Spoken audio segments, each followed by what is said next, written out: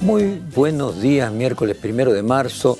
Esta canción, Volver a empezar, de Alejandro Lerner, de 1997, habla sobre el reinicio de una relación amorosa, pero en realidad el concepto de volver a empezar podría caber tanto para el ciclo electivo, para el ciclo legislativo en el Congreso que hoy abre el presidente, para la candidatura del presidente a una reelección, para el encuentro entre el presidente y la vicepresidente. Es polisémico, y titulamos la apertura de este programa Cuando lo ordinario se transforma en extraordinario. Lo titulamos así de alguna manera porque la apertura de estas sesiones ordinarias en el Congreso argentino hacen que nuestro país luzca como un país normal, como un país muy civilizado democráticamente, donde oficialismo y oposición, poder ejecutivo y poder judicial junto al poder legislativo comparten civilizadamente un evento donde además hasta se sumará el principal candidato de la oposición en su carácter de jefe de gobierno de la Ciudad de Buenos Aires, Horacio Rodríguez Larreta. Después del mismo abrir la legislatura de la ciudad, el gobernador de la provincia de Buenos Aires, a la vez otro de los candidatos más competitivos a nivel nacional. Comienzan las sesiones ordinarias del Poder Legislativo, además, luego de fracasar las sesiones extraordinarias, prácticamente la aprobación de una sola ley. También, paradójicamente, resulta extraordinario que un presidente que puede ser reelecto porque no concluyó su segundo periodo, como es el caso de Alberto Fernández, se presente a su reelección, cuando es lo ordinario. Y aunque parezca extraordinario que sea compitiendo, en nuestro caso en las PASO, que son equivalentes a las primarias en otros países, con otros candidatos de su espacio, eso es lo ordinario, por ejemplo, en países como Estados Unidos, donde, por ejemplo, Obama, luego además de haber sido un exitoso gobierno, tener un exitoso gobierno en su primer periodo y demás presidentes, fueron a la reelección compitiendo con otros precandidatos de su espacio. ¿Se presentará Alberto Fernández o solo lo sostiene para no ser un pato riesgo antes de tiempo? Y a fin de mayo o a principios de junio cederá su precandidatura a otro peronista con mayores posibilidades. Fue un genio del tiempo Alberto Fernández, que hasta último momento, hasta entrado el tercer año de su primer mandato, si así terminara siendo, no confrontó con el kirchnerismo ni con su vicepresidente, y en el momento final, cuando ya no pueden, podríamos decir, hundirle su gobierno, muestra sus garras y sus deseos de pelear. Bueno, final abierto. Hoy vamos a hacer un repaso entonces de la apertura del último año de los 3 presidentes que presidieron a Alberto Fernández y luego de los 3 años, el 1 de marzo de los 3 años de Alberto Fernández. Vamos a comenzar con el primer año, creo que de Néstor Kirchner. Esas recetas salvaban a los poderosos y hundían al pueblo. Este crecimiento de la República Argentina muestra que existe otro camino. Cuando los políticos aplicaban aquellas recetas, sumaban pérdida de credibilidad y deslegitimaban a la política y a las instituciones. Cuando, como hoy, se defienden los intereses nacionales y se endereza la política a trabajar por la felicidad del pueblo, las instituciones recuperan legalidad y legitimidad y la política reconcilia con la sociedad. Cuando algunos hablan de calidad institucional,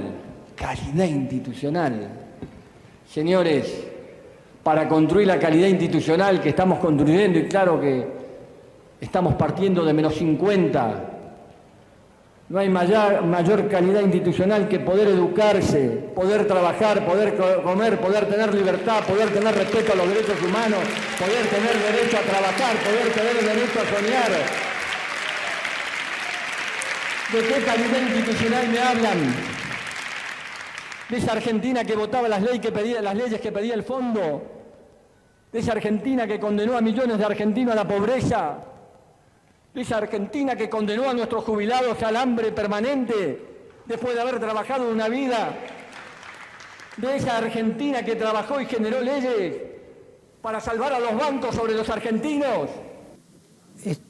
Este era un Néstor Kirchner en su mejor momento, ¿no? O sea, había cumplido tercer año de su presidencia, la reelección de su proyecto estaba garantizado, no en el caso de él, sino en el caso de su mujer. Vamos ahora casualmente al último periodo, apertura del último periodo ordinario de su mujer, pero ya no de un primer mandato, sino de un segundo mandato, ella había sido reelecta, así que estamos hablando del año 2015. Al revés, ella no estaba, era su peor año, no estaba en su mejor año. Aquí Cristina Kirchner habla de la AMIA. Los carteles, porque yo los vi, voy a hablar, pensaba hablar, no necesito de la AMIA, no necesito carteles para hablar. Hablo de la AMIA desde 1994. A los que me ponen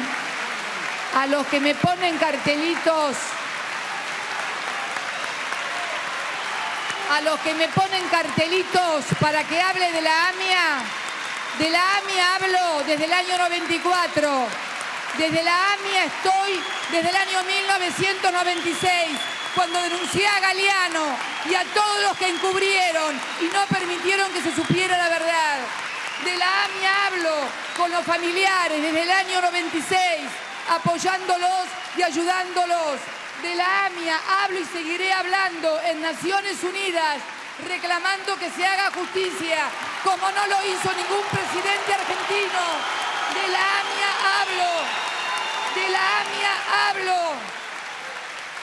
AMIA hablo, diciendo que se quiere demorar el juicio de encubrimiento desde el año 2002 de autoridades argentinas, de los servicios de inteligencia que cubrieron y encubrieron y no permitieron que se supiera la verdad. Han pasado 21 años, han pasado 21 años y no tenemos un solo condenado ni un solo preso por AMIA. No necesito carteles, yo puedo ir con carteles al frente de la AMIA para decirles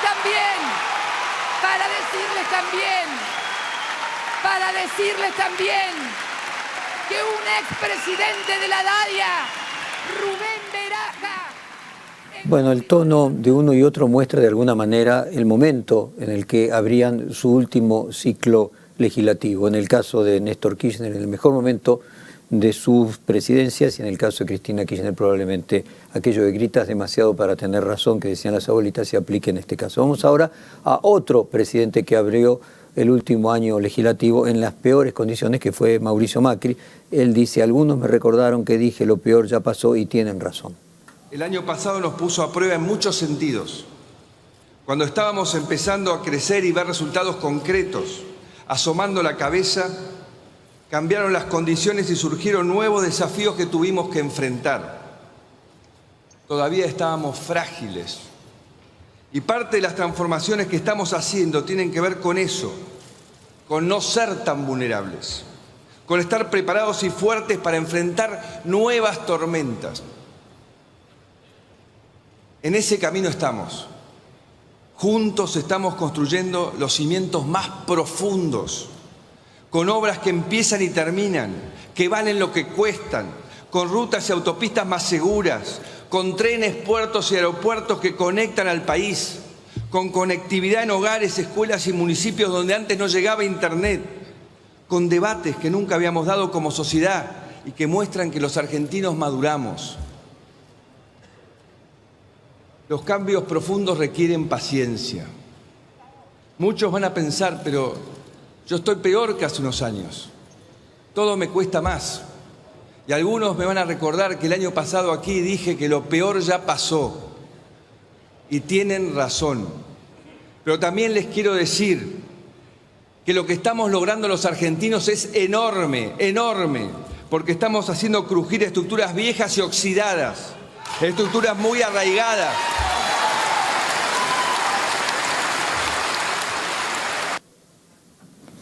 Parece una película como si hubieran pasado muchísimos años, ¿no? A quienes nos están viendo por televisión o por las aplicaciones, además de escucharnos por la radio, la cara de los personajes que estaban junto con Mauricio Macri, la vicepresidente Michetti, el presidente provisional del Senado Pinedo, el presidente de la Cámara de Diputados Monzó, parecen todos personajes que hoy no tuvieran ni siquiera la mínima relevancia desde el punto de vista de la que tenían en aquel momento, y pasaron solamente 4 años. Ahora vamos a analizar los 3 años de Alberto Fernández, es decir, el 1 de marzo de cada uno de los años del actual presidente.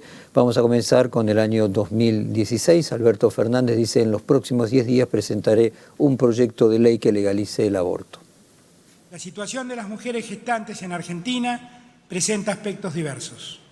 Distintos son los desafíos que enfrenta la mujer que desea tener a su hijo de aquellos que asumen las que deciden interrumpir su embarazo. Un Estado que cuida debe acompañar a todas las mujeres para que esos procesos se desarrollen accediendo plenamente al sistema de salud.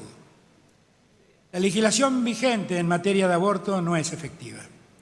Desde 1921, la Argentina penaliza la interrupción voluntaria del embarazo en la mayoría de las situaciones. 100 años después, la jurisprudencia da cuenta de lo ineficaz que resulta la norma desde un criterio preventivo.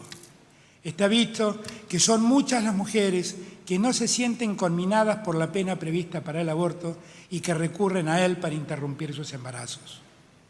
La existencia de la amenaza penal no solo ha sido ineficiente, demostrando que el devenir social transcurre más allá de la misma norma. También ha condenado a muchas mujeres, generalmente de escasos recursos, a recurrir a prácticas abortivas en la más absoluta clandestinidad, poniendo en riesgo su salud y a veces su vida misma. Todos saben de lo que estoy hablando. El aborto sucede, es un hecho. Y es solo esa hipocresía que a veces nos atrapa la que nos hace caer en un debate como este. Un Estado presente debe proteger a los ciudadanos en general y obviamente a las mujeres en particular. Y en el siglo XXI, toda sociedad necesita respetar la decisión individual de sus miembros a disponer libremente. Bueno, ahí tenemos Alberto Fernández a días de que comenzara la pandemia, 1 de marzo de 2020, yo había dicho 2019, 2019 es cuando es electo y asume el 10 de diciembre. Y el aborto podría ser, desde el punto de vista historiográfico, el mayor resultado transformador de Alberto Fernández en su presidencia. Vamos ahora a los 2 años posteriores, signados por la pandemia que estaba a punto de comenzar en ese momento. Ahora sí vamos a 2021. Alberto Fernández, las consecuencias más grandes que evitamos obviamente son las que no se ven. Ante la necesidad de suspender las clases presenciales, situación que también se verificó en 190 países, el Gobierno Nacional y las 24 jurisdicciones desplegaron recursos educativos en soporte digital, papel, televisivo y radial para estudiantes, familias y docentes. Se implementaron medidas para acompañar a quienes contaban con tecnología y conectividad, así como a quienes, en contextos de vulnerabilidad o aislamiento geográfico, necesitaban otras opciones. Así, el compromiso de los equipos docentes y directivos, el esfuerzo de estudiantes y la dedicación de las familias fue inmenso. Sé muy bien que puede resultar difícil valorar aquello que no sucedió. Es difícil porque las consecuencias más graves que evitamos obviamente no se ven. Salvo que hagamos memoria y comparemos nuestra experiencia con las imágenes tenebrosas que llegaron desde otros países.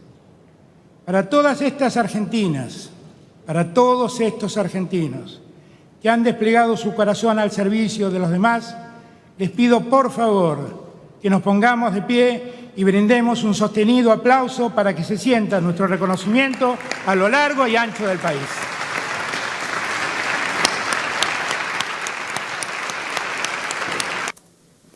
Bueno, ahora llegamos al último año, el 2022. Alberto Fernández, lo que está sucediendo con el Poder Judicial es muy grave.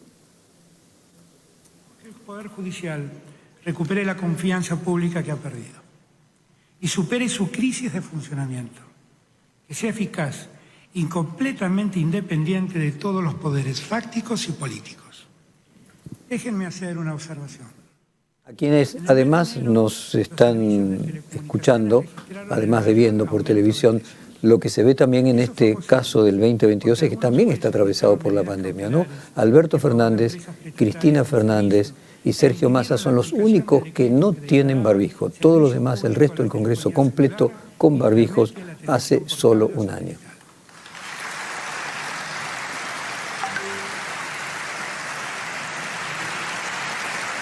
A casi 2 años de dictadas esas medidas cautelares, no se expiden sobre el diferendo ni los tribunales que las dictaron ni la Corte Suprema que añeja la cuestión en algún armario.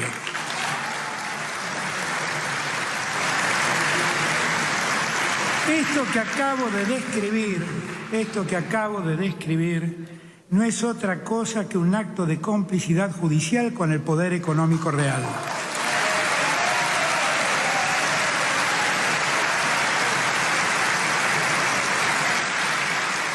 Necesitamos una reforma integral del sistema de la Administración de Justicia Federal. Lamentablemente, el proyecto de ley de reforma judicial que envié en 2020, que fue aprobado por el Senado, ahora ha perdido estado parlamentario. Lo que está sucediendo en el Poder Judicial en Argentina es muy grave. Esta reforma que impulsé fue resistida por la oposición para beneficiar a algunos funcionarios del gobierno anterior que deben rendir cuentas. Saben que tienen aliados en fiscales y jueces de la justicia federal. Por eso siempre su primer planteo ha sido y sigue siendo reclamar la competencia de los tribunales afincados en Comodoro. Bueno, a diferencia este año de esto que acabamos de escuchar y aquellos que además nos ven también, las imágenes que pasaban mientras Alberto Fernández hablaba, era la de todas las bancas de la oposición vacías y la del pleno de los 4 integrantes de la Corte Suprema de Justicia allí sentados. Hoy van a volver a estar los 4 integrantes de la Corte Suprema de Justicia, para quienes seguramente irán todas las miradas, pero la oposición ocupará sus bancas, como decíamos, como si fuera un país normal. Volver a empezar de Alejandro Lerner, veremos a lo largo de la jornada de hoy qué es lo que estamos empezando. El tiempo no se queda quieto.